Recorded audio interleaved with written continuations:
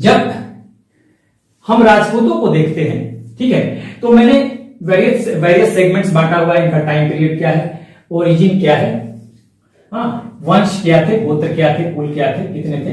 तो ऑलमोस्ट चर्चा बहुत, वैसे तो बहुत है, लेकिन करीब करीब 36 वंशों की यानी कुलों की चर्चा होती है, क्लैंस की। और इनके एक्सपेंशन को जब देखेंगे तो एक्सपेंशन में ही यहां पर मैंने भी छोटा मैप बनाया हुआ है बस आपको समझाने के लिए।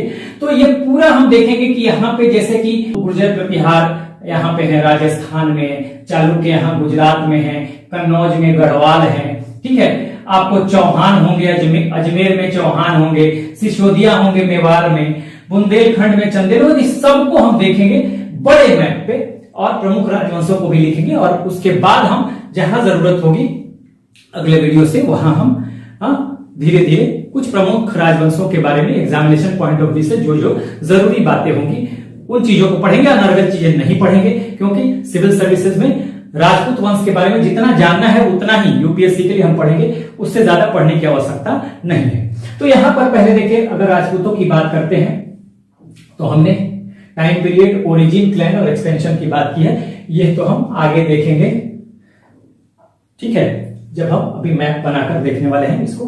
तो अभी पहले यहां से शुरू करते हैं। तो टाइम पीरियड की अगर बात करें तो मैंने पहले ही बताया कि या तो 7 to 12th सेंचुरी आप कह लें या 8 to 12th सेंचुरी एडी कह लें। 7 to 12th सेंचुरी एडी या 8 to 12th सेंचुरी एडी। 7वीं से 12वीं शताब्दी या 8वीं से 12वीं शताब्दी, आप कुछ भी कह सकते हैं। अब देखिए, जब हमने एंशिएंट हिस्ट्री पढ़ा था तो हमने बताया था कि हर्षवर्धन के पीरियड के बाद 647 एडी में हर्षवर्धन का पीरियड खत्म होगा, जो कि हम प्राचीन भारत यानी एंशिएंट हिस्ट्री में पढ़ रहे थे। और उसके बाद हम सीधा आ जाते हैं मेडाइवल हिस्ट्री में, क्योंकि उसके बाद कोई आपको यूनाइटेड पॉलिटिकल सिस्टम आपको नहीं मिलेगा।